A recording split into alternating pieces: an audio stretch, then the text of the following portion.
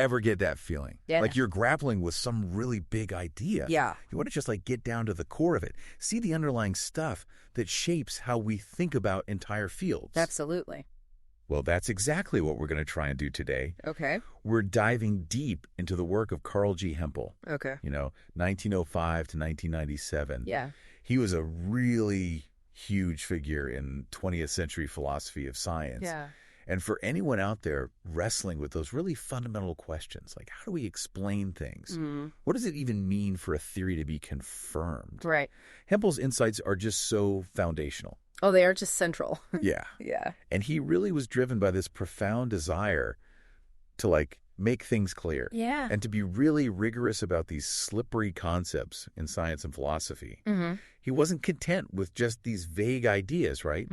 He wanted to spell out specific criteria. Yeah. Like what makes for a genuine scientific explanation? And how can we really say that a theory is actually confirmed? So his work gives us this like crucial lens to examine like the very structure of how we reason in science. Absolutely. And it's also important to remember the world that he was coming out of intellectually. Yeah. Along with thinkers like Rudolf Carnap and Hans Reichenbach. Yeah. Hempel was a key figure in that shift from the really strict logical positivism to the kind of more flexible logical empiricism. Exactly. So it wasn't just one person's journey, right? Yeah. It was a whole change in how people were approaching the study of science itself. Absolutely a sea change in the field. And what's especially interesting for us, Yeah. As philosophers, Yeah. is how Hempel didn't shy away from taking on the foundations Yeah. of the big philosophical movement of his time. No, he didn't pull any punches. No, he did not. He was willing to kind of, go right at the heart of the matter. Right, to the core assumptions. Huh? Exactly. And Point out the flaws. yeah, and point out the problems, the inconsistencies. And, his critiques of logical positivism really helped clear the ground for new ways of thinking about things. Right. So our mission today is to unpack some of the core ideas of this, intellectual giant. Sounds good. We're going to go deep into some pretty complex philosophical territory. Okay. But the goal is to come out with those key insights that are still super relevant today totally. to anyone who's interested in how science works, Yeah. how we explain things, and that really tricky problem of confirmation. Right. So to start, let's kind of set the scene with the philosophical landscape that Hempel was responding to. Okay. Which was this thing called logical positivism. Right. To really appreciate Hempel, we have to understand this movement that he was part of. Right. So logical positivism, this was, a really prominent school of thought in the early 20th century. Yeah. And figures like A.J. Ayer, whose book, Language, Truth, and Logic, really captured the main ideas. Right. They made some key distinctions. One was this really sharp division between analytic and synthetic statements. Okay. They also separated observational language from theoretical language. Okay. And then there's that famous verifiability criterion of meaningfulness. Yeah, that's a big one. That's a big one. So basically, they wanted to draw these clear lines between what they saw as legitimate inquiry, like science and logic, versus what they saw as meaningless speculation, which often involved metaphysics or theology. Exactly. So let's start with that first big one. Yeah. The analytic-synthetic distinction. Yeah, as philosophers, we're used to this idea that analytic sentences, they're true by definition. Yeah. So like the classic example is, all vixens are female foxes. Right. You don't need to go out and like observe any foxes to know that that's true. It's just built into the meaning of the words. Yeah, it's true by virtue of the concepts themselves. Right, exactly. Yeah. But then we have synthetic sentences, and those are claims about the world that you need empirical evidence for. So something like the table in front of me is wooden. Right. That requires you to look at the table. Yeah. And touch it. Yeah. And see what it's made of. You got to go out and check. Yeah, you got to go out and check. Yeah. So that's what we call a posteriori knowledge. Right. Based on experience. Yeah. But those analytic truths, they're a priori, independent of experience. Yeah. And, the logical positivists really insisted on this division. They did. They were very strict about this. Right. Yeah. They said all a priori knowledge is analytic and all synthetic knowledge is a posteriori. Yeah. So they were famously rejecting Kant's idea of synthetic a priori knowledge. Yeah. That was a big no-no for them. Huge debate. Right. Absolutely. Okay, so this distinction gave them this nice framework for like sorting different kinds of knowledge. And they said logic and math. Yeah. Those fall squarely into the analytic a priori camp. They're the paradigms of analytic a priori knowledge. Right, exactly. Yeah. Now, early on, Hempel himself was really into this idea of logicism, which is the view that you can reduce math to logic. Right. So the idea there is that all mathematical concepts, you can define them using purely logical terms. Okay. And that all mathematical theorems, all the things we prove in math, you can derive those from logical axioms. Okay. So you start with just the basic principles of logic. Right. And from there, you can build up all of mathematics. So math would be like the ultimate example of analytic a priori knowledge. Exactly. It's a system of truth grounded in nothing but logic. It's so beautiful. It's a very elegant picture. Right. Elegant. Yeah. But, as many people pointed out, this idea of reducing math to logic ran into some big roadblocks. It did. There were some serious challenges to that program. What were some of the problems? Well, the biggest one had to do with the concept of sets and membership in a set. Yeah. So critics, they argued, belonging to a set, that's not a purely logical notion. Okay. In the same way that, logical connectives like and or not are, it seemed like this fundamental concept that you'd have to add on to logic. Gotcha. So set theory, and by extension, a lot of math, it couldn't just be a part of logic. Okay. And then to make things even more complicated, people started developing alternative set theories with different axioms. Yeah. So that undermined the idea that there's this one single correct logical basis for all of mathematics. Right. So that was a big challenge. That was a major challenge to the logicist program. So Hempel, he was trying to solidify this analytic status of math. Yeah, he was a big supporter early on, but These challenges were pretty tough. They were really serious problems. Okay, so we've got that first big distinction, the analytic synthetic. Now, the second was this observational theoretical divide. Right. So the positivists, they really believed in this sharp separation between statements that describe what we can directly observe and statements that talk about these unobservable theoretical things. Okay. So they had what they called an observation language with terms for, like colors and shapes and basic sensory experiences. Right. Things you could point to and say, that's red. Exactly. Yeah. And then they had this theoretical language which dealt with things you can't directly see. Right. Like subatomic particles or fields. Yeah, exactly. And this distinction was really crucial for their verifiability criterion. Yes. This is where it gets really interesting. All right, that third big idea. So this criterion said that a sentence is only cognitively meaningful if it's either analytic or if you can verify it empirically through a limited number of observations. So their goal was to eliminate all these claims that weren't grounded in observation, particularly the kind you find in theology and metaphysics. Right. They wanted to say that those are literally meaningless. They wanted to say that those were just, hot air. Yeah. Yeah. So this had some pretty big consequences. Oh, it did. It was a really radical move. Right. For whole areas of philosophy. Yeah. But, as we kind of hinted at earlier, Hempel himself pointed out a problem with this criterion. Yeah. And it's kind of ironic. It is kind of funny when you think about it. It is kind of funny because he showed that it actually makes a lot of scientific laws and theories meaningless as well. Yeah, he turned their own weapon against them. Right. In a way. Exactly. Yeah. Okay, so how did he do that? So Hempel, he was very clever. Yeah. He said, look, these universal generalizations that we find in science. Like all swans are white or gases expand when heated. Exactly. You can never completely verify those. That's right. Through any limited number of observations. Because no matter how many white swans you've seen, there's always the possibility of a black swan lurking out there somewhere. Yeah. And you can never rule that out completely. Right. You can never observe all the swans. You can't. In the universe. You just can't. So according to the verifiability criterion, yeah, these core scientific statements, right, they would be meaningless. They would be cognitively meaningless. Right, which is a pretty big problem. It is. It's a serious problem for a philosophy of science. If your philosophy of science is saying that the most fundamental claims of science are meaningless. Right, exactly. That's a big problem. Yeah, so it shows you kind of the danger of these overly rigid frameworks. It does. You have to be careful about setting up these really strict criteria. Yeah. Because they can end up backfiring on you. Right, exactly. So let's move on now to Hempel's more specific concerns about the analytic synthetic distinction itself. Yeah. So we know that Quine had this huge critique in his famous Two Dogmas of Empiricism. Right. But Hempel had his own reservations. He did. He had his own worries about this distinction. So what was Quine's argument, just to kind of refresh? So Quine's argument was basically about this idea that our beliefs...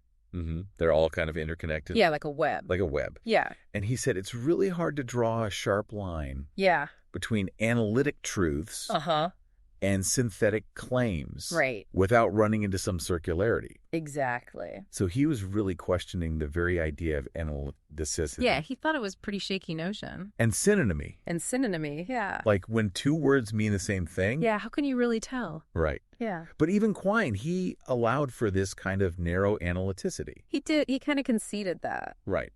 For logical truths. Yeah, for things that are true purely because of logic. Right. And statements based on like really explicit definition. Yeah, stipulations essentially. Right. Yeah. So those are kind of safe. Those are kind of okay in his view. Okay. But Hempel's concerns. Yeah. They extended to things like dispositional predicates. Right. So these are terms like fragile or soluble or magnetic. Yeah, those are tricky. Yeah, they're tricky because they don't describe something you could directly observe. Right. They're not about like what the object looks like or feels like right now. Right. They're about how the object would behave under certain circumstances. If you did something to it. Yeah, if it did something to it. Right. Yeah. And this is where Hempel's really clever. He's a really sharp guy. He is. Yeah. Because he thought about this seemingly straightforward way to define these terms. Okay. Using the material conditional from logic. Yeah. So you might say, X is fragile. Yeah. Means if X is struck, then X breaks. Okay. So, sounds reasonable. Sounds reasonable, right? Yeah. But Hempel points out that the material conditional, it has this weird feature. Yeah. Which is that if P, then Q is logically the same as not P or Q. Right. Which means that if the first part of the statement, X is struck, is false. Yeah. Like you never actually strike the object. Yeah. Then the whole conditional statement is automatically true. Right, because one of the two parts is always true. Right. Yeah. So an unstruck diamond, which is, really hard, would technically qualify as fragile. Yeah, that's weird. Under this definition. That doesn't seem right. Which doesn't seem quite right. No, it doesn't match our intuitive understanding. Not at all. Yeah. So Hempel then explored using the subjunctive conditional instead of the material conditional. Oh, right. So you would say something like, if X were struck, then X would break. Right. And that seems to get closer to what we actually mean. Yeah, that seems more like what we're trying to say. Right. Yeah. Because the subjunctive, it deals with these counterfactual scenarios. Yeah, what would happen, even though it didn't actually happen. Right. So it avoids this problem of, unfulfilled conditions making everything fragile. Yeah, like my unstruck diamond. Right, exactly. Shouldn't count as fragile. Okay. Yeah. So the subjunctive seems promising. It seems like it could be a way out. But Hempel, he was really committed to this very rigorous and clear kind of extensional logic. He was a real logician at heart. Yeah. And he felt that the existing analyses of the subjunctive weren't quite good enough. Yeah, they weren't rigorous enough for him. Right. Yeah. So he saw it as, an interesting path. Yeah. A potential way forward. But not a complete solution. Not a fully satisfactory one. Okay. So faced with these problems, what did Hempel propose? Well, as a kind of interim solution, he adopted this idea from Carnap called reduction sentences. Okay, so what are reduction sentences? So instead of trying to give a full definition of a dispositional predicate, a reduction sentence kind of gives a partial specification of its meaning through these conditional statements that are tied to specific test conditions. Gotcha. And results. Okay. So for example, you might say, if object X is placed in water, then X is soluble if and only if X dissolves. Okay. So this way, you're not saying that everything is soluble. Right. You're only talking about things that have actually been placed in water. Okay. And then you see whether they dissolve or not. Right. Yeah. Okay, so that's a clever move. It's a clever way to try to avoid some of the problems. Right. But Hempel, being Hempel... Yeah, always thinking ahead. Right. Yeah. He saw some new problems. Of course he did. He was always one step ahead. With this approach. Yeah. So what were the problems? Well, he realized that if you have a dispositional property and you can test it in multiple ways, you'll need a different reduction sentence for each test. And then all those reduction sentences taken together, they might imply some empirical laws. Instead of just being definitions. Exactly. And that's a problem. That is a problem. Because they're supposed to be analytic. Right. Analytic statements aren't supposed to have empirical consequences. No. So it's like the foundations of logical positivism were getting shakier. They were starting to crumble a bit. Yeah. With all these critiques. Yeah. And what about that observational theoretical distinction? Oh, yeah, that one didn't fare too well either. Right. The positivists, they really wanted this absolute separation between observation and theory. Yeah. But it turned out to be a lot messier than they thought. Okay, how so? Well, even just observing something that turned out to be more theory-laden than they realized. So it's not just pure, sense statement. No, it's not just like a neutral taking in of information. Right. It's shaped by our concepts and our theories. So even these basic observational terms can have hidden theoretical baggage? They can smuggle in some theoretical assumptions. Gotcha. Okay. Yeah. What about the theoretical and dispositional predicates? Right. So those are even trickier. Yeah. Because by their nature, Yeah. they refer to things you can't directly observe. Right. So for the positivists, this was a big problem because their verifiability criterion said that ultimately those terms had to be reducible to observable terms. Right. Or else they're meaningless. So if you couldn't ground those theoretical terms in observation, then the whole project of grounding scientific theories in pure observation starts to fall apart. It does. It starts to unravel. Right. Yeah. And, even philosophers like Popper, who had different views, he argued that properties themselves are fundamentally dispositional. Yeah, he thought that even when we describe seemingly observable things, we're already using dispositional language. Okay. So when you say, that's a glass of water, you're already implying a bunch of potential behaviors. Okay. Like it would quench your thirst. You could pour it. Right. It would reflect light. All of those are dispositional properties. Okay, so that line between observational and dispositional,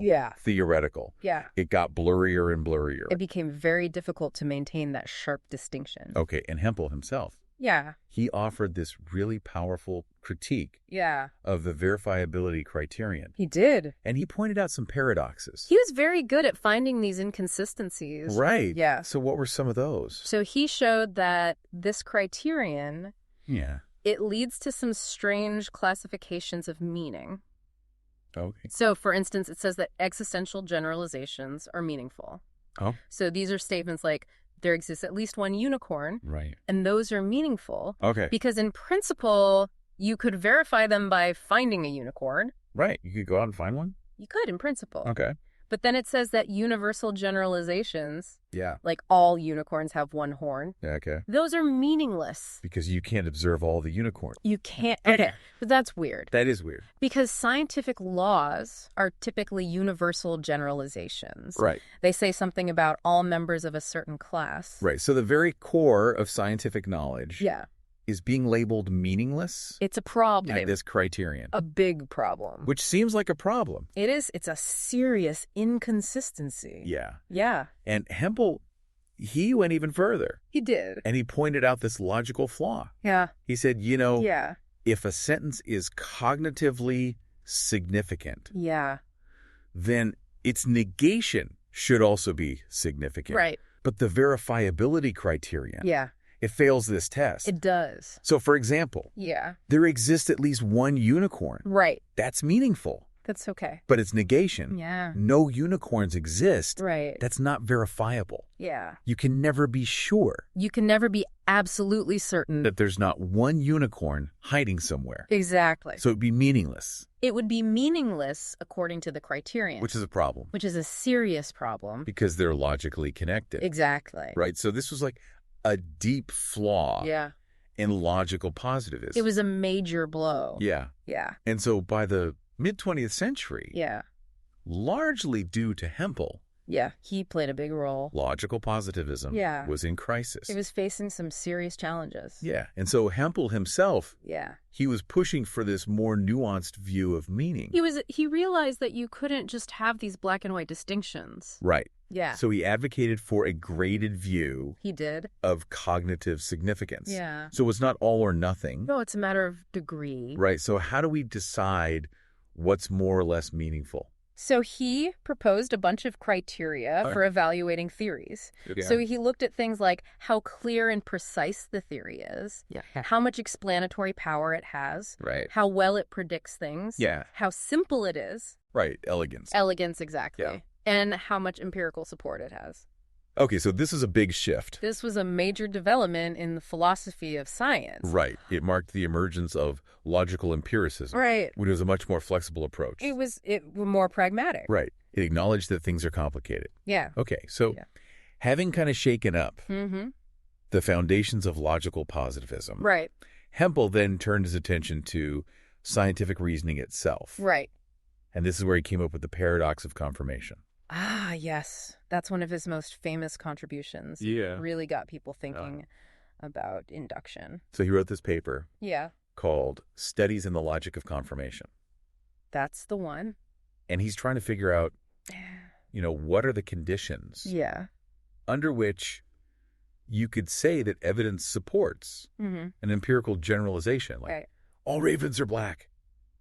That's the classic example. Yeah. So he's focused on these things called universally quantified material conditionals. Yeah, that's just a fancy way of saying for every X of X is a raven, then X is black. Right. Yeah. Okay, so he starts with this seemingly simple principle. Yeah. Often attributed to G. Nicod. Right. What's Nicod's criterion? So Nicod said, if you have a hypothesis like all Fs are Gs, okay, then observing something that's both F and G provides confirming evidence. Okay, so like a black raven. Exactly. A black raven would confirm the hypothesis, all ravens are black. Okay, that makes sense. Yeah. But then if you observe something that's F and not G. Yeah, like a white raven. Yeah, a white raven. That would disconfirm the hypothesis. Right, that would be a problem. That would be a problem. For the hypothesis. Yeah. And then if you observe something that's not F. Yeah. Like anything that's not a raven. Yeah, a tree. A tree. A cat. Right. It shouldn't matter. Right. It shouldn't. It shouldn't affect the hypothesis. Whether it's G or not. Yeah.